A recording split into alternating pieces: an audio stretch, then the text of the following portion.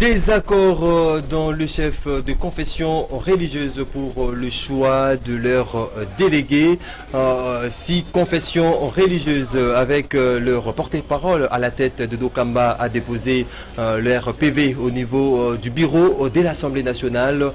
Des confessions religieuses, à savoir l'Église catholique et l'ECC, sollicitent l'arbitrage du chef de l'État Félix Antoine Tshisekedi Tshilombo.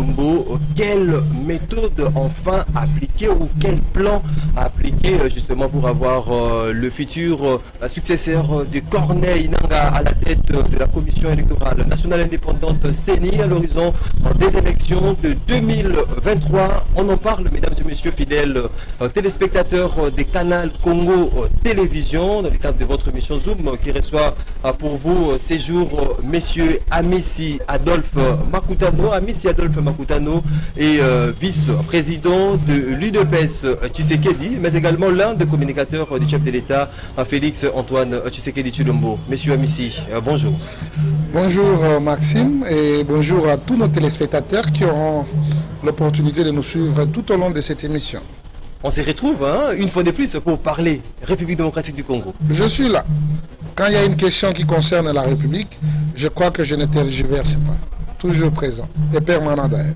D'entrée des jeux, monsieur Amissi Adolphe Makutano, avant d'aborder le sujet principal, j'aimerais un peu que vous nous donniez un peu des éclaircissements. Vous étiez dernièrement au site Kivu pour l'installation de certains bureaux de la Caisse nationale du Congo, CADECO, structure ou institution dans laquelle vous êtes parmi les conseillers, vous travaillez. Vous êtes dans le conseil d'administration de cette institution. Qu'en est-il exactement de l'installation de ces bureaux au niveau du site Kivu, précisément à Baraka? Parce qu'il faut les signaler que ça fait 71 ans, donc 71 ans, que Baraka ou que la CADECO n'existe pas dans ce coin du pays. Merci beaucoup Maxime pour la parole. Premièrement, je profite pour vous féliciter parce que vous avez été avec nous tout au long, n'est-ce pas, de cette activité.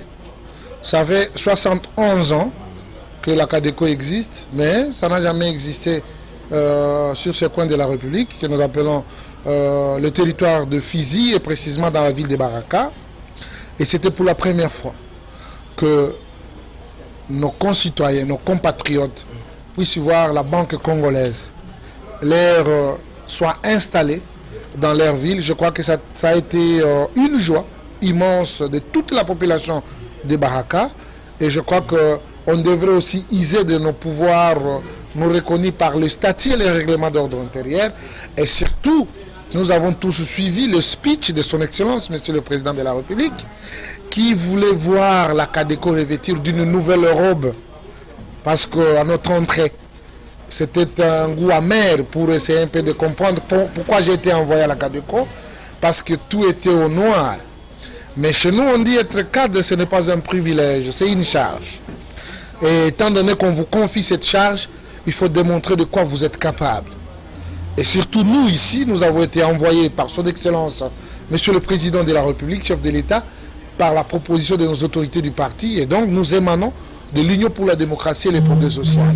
Le peuple a beaucoup d'espoir de voir cette institution renaître et revêtie de la plus belle robe d'attente. Et nous y pensons. C'est pourquoi nous avons accepté d'affronter l'escarpement de Ngomo en passant par la plaine de Ruzizi, là où vous êtes informés à chaque fois que les rebelles CADECO, n'est-ce pas, descendent pour couper des routes, enlever les gens. Nous avons affronté. Et après, nous avons affronté les lacs Tanganyika. Dieu étant bon, parce que la cargaison derrière nous a chaviré, mais nous, par la grâce de Dieu, nous sommes arrivés. Il y avait vraiment l'intempérie, le temps n'était pas bon, mais étant donné que la mission était sacrée, Dieu était avec nous et il nous a accompagnés jusqu'à installer ce patrimoine qui fait la fierté aujourd'hui, n'est-ce pas, des Congolais dans la ville de Baraka. Et donc, nous ne pouvons que nous réjouir. Quelle a été la motivation votre motivation de la CADECO pour installer certains bureaux au niveau de Baraka? Bon, il faut reconnaître que la motivation vient de celui qui gère sur place. c'est une entité dans la province du Sud Kivu. Il y a un directeur provincial qui, après les études de faisabilité, après avoir écrit plusieurs lettres à la direction générale qui sont parties comme des feuilles mortes, sans une réaction, et les députés provinciaux ont réagi, justement pour qu'il y ait installation de ce bureau au niveau de ce coin de la République. Et ça m'a trouvé à Bukavu à son temps. Ils m'ont adressé la lettre, et la lettre était adressée au président du conseil d'administration, mais malheureusement, ça a été camouflé par le directeur général, qui ne voulait pas voir la CADECO se répandre. Justement, vous évoquez une partie là très intéressante. Comment expliquer au fait que certains membres, une délégation du conseil d'administration de la CADECO puisse effectuer ce voyage jusqu'au Sud Kivu sans pour autant avoir le quitus ou l'implication du directeur général de la CADECO? Qu'est-ce qui s'est passé? Je dois vous rappeler, le fonctionnement d'une entreprise est un peu complexe, qu'il faut le maîtriser. Il faut savoir que nous avons les textes réglementaires. Il y a le statut et les règlements d'ordre intérieur qui donnent le pouvoir à chaque structure au sein du parti et au sein de l'entreprise. Nous avons l'organe Assemblée générale qui est de l'actionnaire unique qui est l'État. Nous avons le conseil d'administration qui est l'organe suprême. Et je dois vous rassurer que le conseil d'administration ne dépend pas du directeur général. C'est le directeur général qui dépend, n'est-ce pas, du conseil d'administration. À ce stade, pour l'installation... déplacement, le directeur général pouvait quand même être informé. Il a été informé. Nous avons le président du conseil d'administration qui était le chef des administrateurs. Mais ce voyage n'a pas reçu la bénédiction du directeur général. Non, là, il faut le dire. D'ailleurs, ce voyage a eu la bénédiction du conseil d'administration en tant qu'organe suprême de la direction générale. On ne peut pas comprendre. Je tiens à réitérer les dires du ministre Kouété, qui nous a exhorté, nous les mandataires de la CADECO, de ne pas être passifs. Parce que l'entreprise n'a pas sa bonne mine. C'est important qu'on se mette au travail, qu'on soit sur terrain, justement pour élever les défis. Mais malheureusement, un constat amer. Comment on peut adresser à un directeur général l'information selon laquelle nous voulons ouvrir le bureau? Les études de faisabilité, on envoie ça à la direction générale, ce sont les lettres mortes. Mais maintenant, nous, le conseil d'administration, en se référant à l'article 4, troisième tiré du règlement d'ordre intérieur, qui dit le conseil d'administration, c'est lui qui a le cutis d'installer des succursales, des obèdes, des agences, des bureaux à travers la République, même en dehors de nos frontières. Donc nous avons usé de notre pouvoir. On ne pouvait pas accepter, n'est-ce pas, d'être dilué dans une léthargie de quelqu'un. C'est ce qu'il faut en sous-entendre, qu'il n'y a pas vraiment une belle harmonie entre la direction générale et les conseils d'administration au sein de la CADECO. Non, c'est-à-dire que le conseil d'administration ne peut pas accompagner l'incompétence. Ça fait une année que nous sommes à la CADECO. Une année. Allez demander aux travailleurs qu'est-ce que nous avons donné. Rien du tout. Le directeur général est en train de régler les comptes aux gens. Il dépasse même en prenant des décisions contre, sans pour autant aviser le conseil d'administration qui était l'organe suprême. Mais c'est là, nous sommes battus pour le respect des textes, M. Maxime. Et je dois rappeler à tous ceux qui auront le temps, il faut le dire aussi que le directeur général de la CADECO, c'est M. Nyalikoma. Oui, c'est M. Nyalikoma Baliboni. Franchement, nous, le membre du conseil, on a compris que le monsieur n'est pas à la hauteur de cette entreprise. Une année après, moi j'ai été surpris. Les jours où nous avons été invités au ministère du portefeuille, aussitôt arrivé, allez voir le ministère du portefeuille, il y a les travaux, on repeint, on donne une nouvelle image. Mais à la CADECO, depuis que nous sommes venus de le premier jour jusqu'à aujourd'hui, d'ailleurs l'état de la CADECO ne fait que se dégrader, et je crois qu'il faut que l'État puisse faire rapidement pour redorer l'image de cette entreprise. Mais la seule banque de la République démocratique du Congo, il y a des compétences qui peuvent relever les défis. En moins de 3 mois à 6 mois, on peut avoir une autre image d'une nouvelle CADECO. Mais on pensait avec l'installation de nouveaux bureaux au niveau de Baraka, la CADECO avait pris une autre dimension, un nouveau vent, parce que le chef de l'État a essayé de nommer membres du conseil d'administration pour donner un nouveau vent à cette institution de la Caisse nationale du Congo. Qu'est-ce qui est à la base ou à l'origine de ce non-décollage de la CADECO? Bon, merci beaucoup d'ailleurs, Maxime. Vous avez touché un point très capital.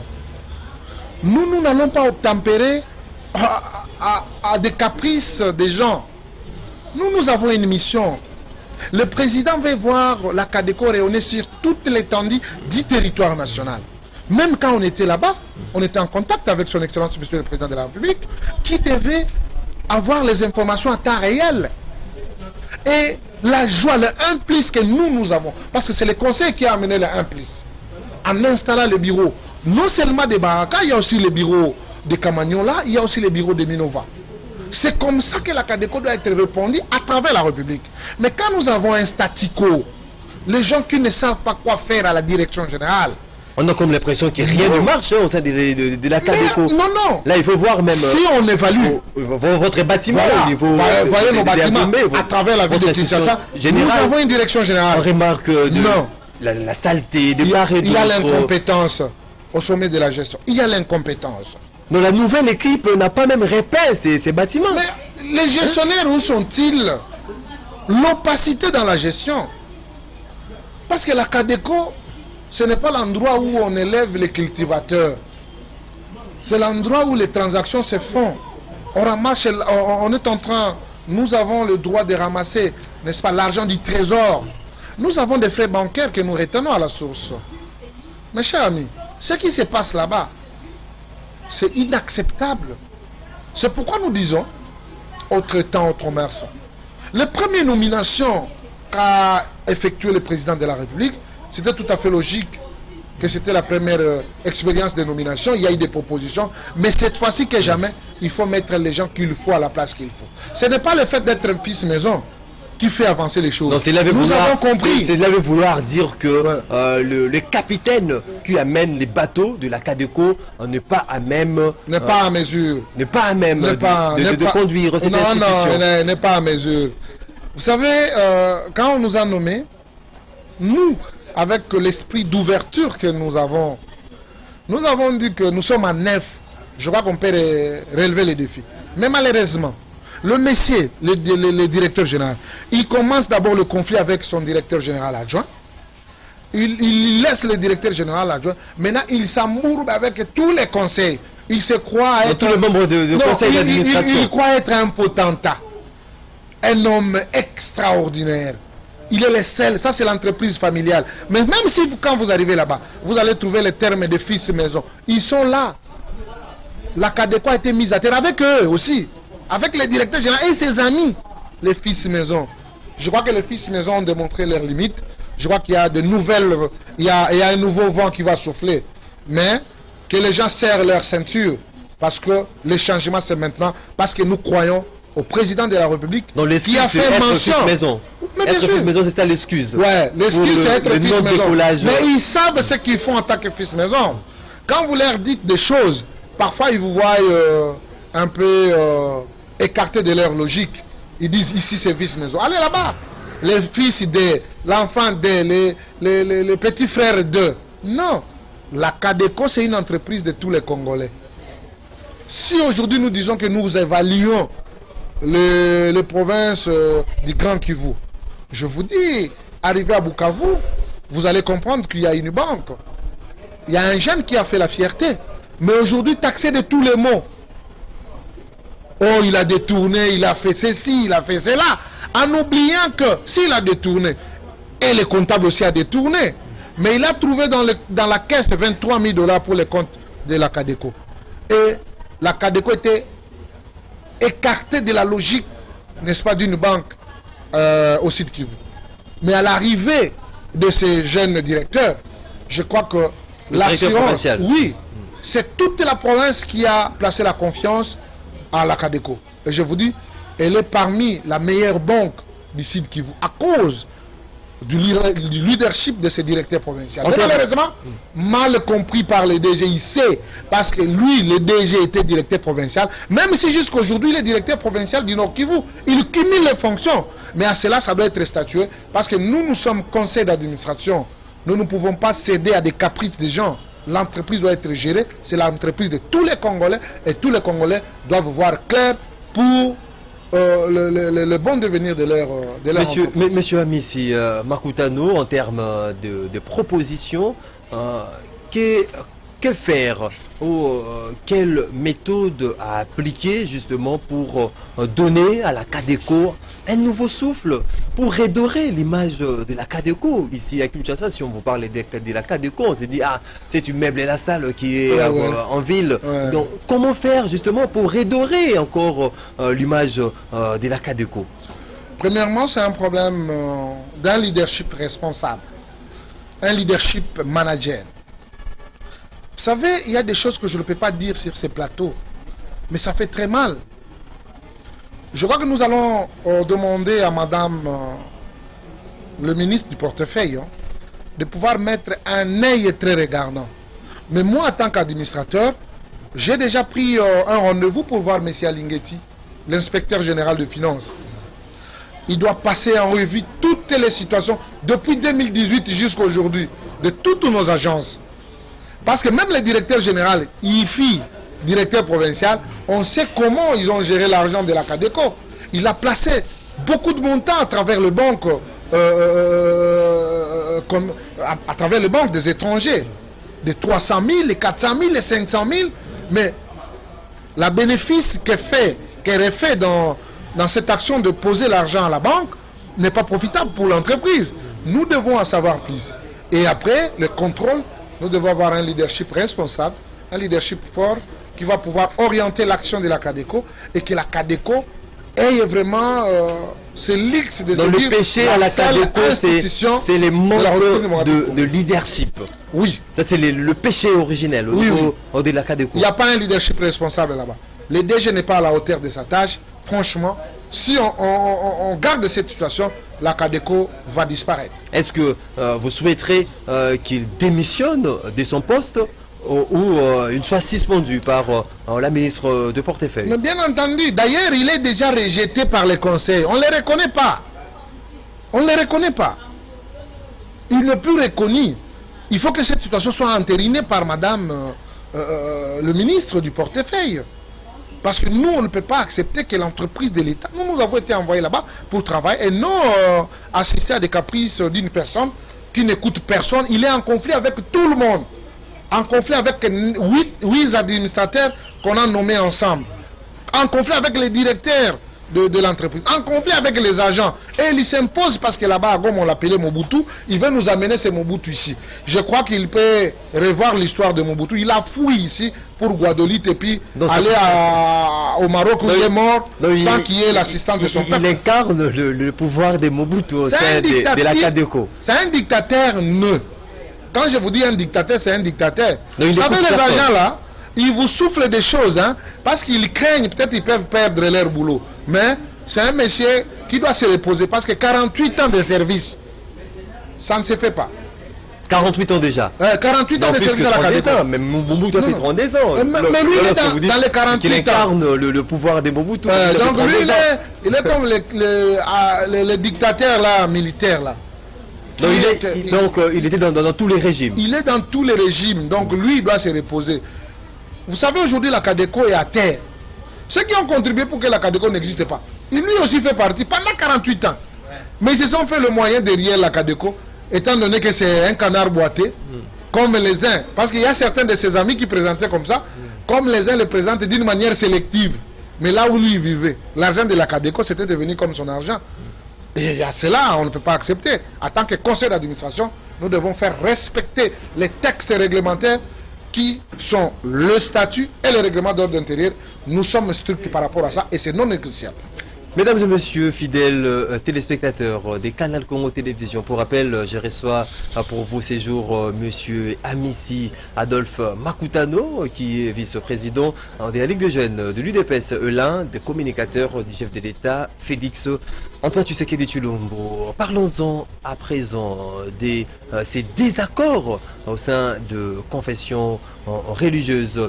Au-delà du moratoire, il y a eu 72 heures et puis 48 heures supplémentaires pour les confessions religieuses afin de dégager un consensus autour de l'air délégué envoyé à la CENI. À la dernière nouvelle, il n'y a pas eu la fumée blanche au-delà de toutes ces heures, l'air accordé par le bureau de l'Assemblée nationale. Le 6 autres confessions religieuses, avec l'air tête de Dokamba, a déposé l'RPV au niveau du bureau. Et puis l'Église catholique et les CC appellent à l'arbitrage du chef de l'État, Félix Antoine Tshisekedi Tshilombo. Monsieur Amissi Makutano, quelle lecture faites-vous déjà par rapport à cette cacophonie qui a pris presque 2 mois, que le consensus n'est pas dégagé, qu'on n'a pas assisté à une fumée blanche? Très heureux d'être devant vous, Maxime. Je comprends que la reconnaissance n'est pas de ce monde. Mais si elle était au rendez-vous, vous pouviez quand même jeter des fleurs à Miss. Parce que le jour où on leur avait accordé le moratoire, on était à 2. Je vous avais affirmé, et d'ailleurs nos auditeurs, parce que nous étions à la radio, peuvent se rappeler de ce que j'avais dit. Il n'y aura pas entendement. Nous sommes dans l'état de droit. Nous devons respecter les principes, c'est simple. La loi est dure, mais elle reste la loi.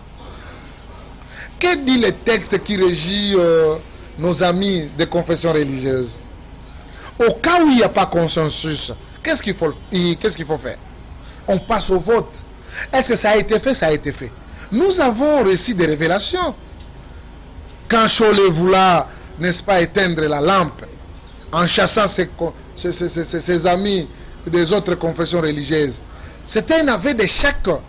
Et nous ne pouvons pas accepter que le pays puisse être pris en étau par la volonté de deux plateformes, de deux confessions religieuses.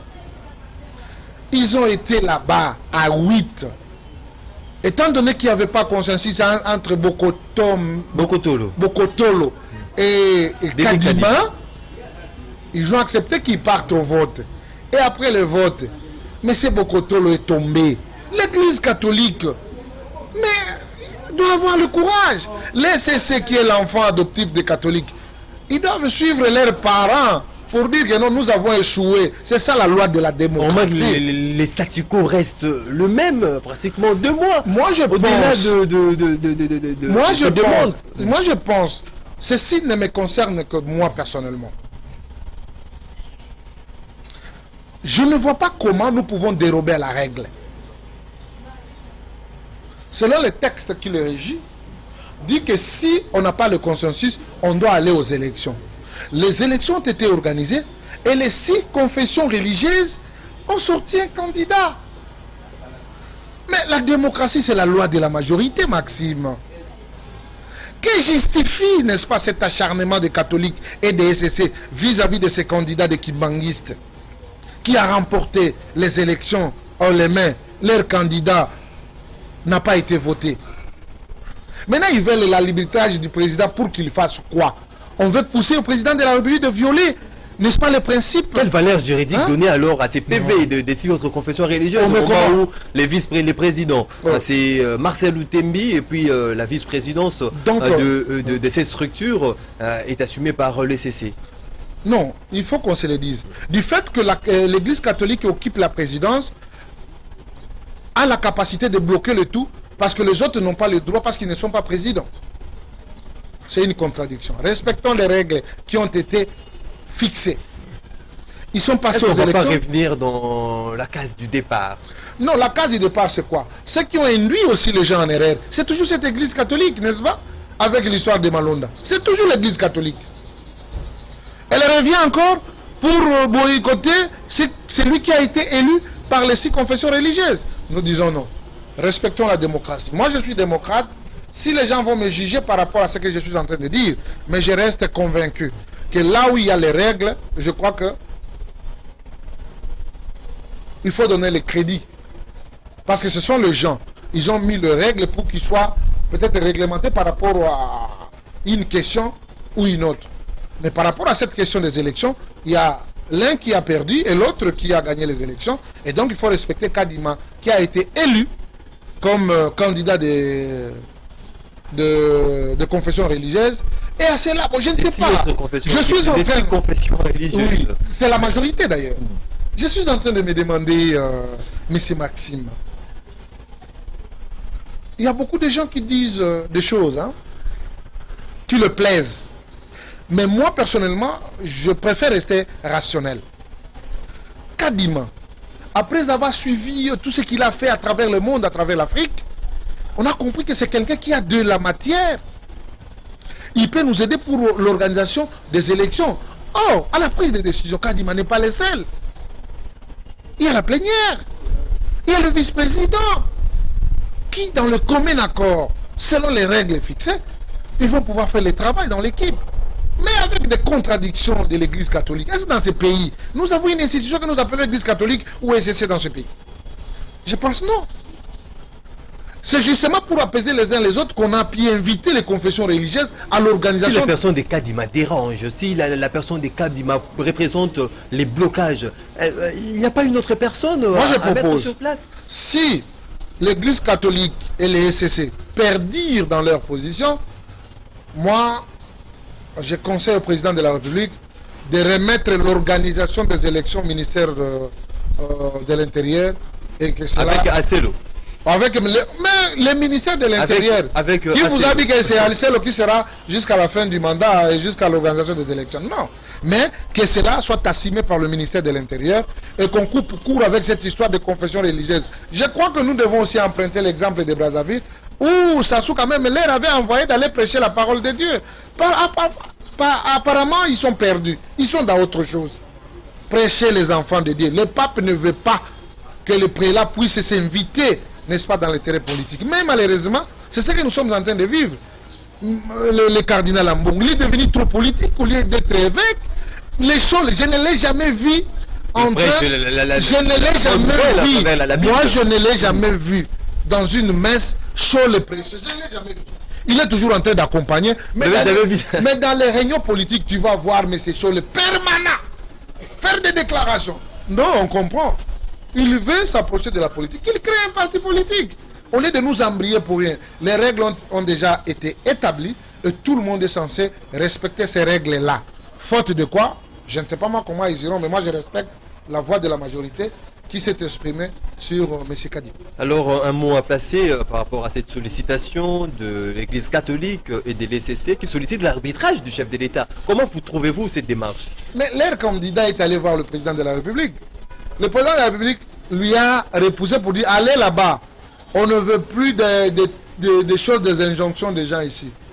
Vous comprenez? Il y a eu même des contradictions entre Scholl et les candidats, leurs candidats là. Je crois que le président de la République aura des mots clairs à dire à Outembi et à son acolyte là-bas pour leur dire que non, les carottes sont cuites. La loi de la démocratie, la loi de la majorité doit être respectée. Vous avez fixé vos règles vous-même, je n'étais pas là. Je refuse de mettre ma main. Sinon, nous poussons le président de la République à être un dictateur. Chaque institution doit jouer son rôle. Il est le président de la République, les prélats qui nous prêchent la bonne parole, qui nous prêchent la parole de Dieu, l'amour des uns et des autres. Pourquoi les uns ne veulent pas s'effacer au profit des autres? Vous amenez même le tribalisme sur les choix. C'est regrettable, Maxime. Et à cela, nous devons avoir le courage de dénoncer un tel comportement. L'Église aussi est parmi les organismes ou les organes qui nous permettent à pouvoir répandre le tribalisme. Il y a aussi l'Église. On a beaucoup à dire, mais on est arrivé à la fin de cette émission. Votre dernier mot, monsieur Amissi Maputala. Le Congo restera le pays des Congolais. Nous avons besoin d'avoir des gens qui ont leur conscience tranquille pour gérer cette institution que nous appelons la CNI.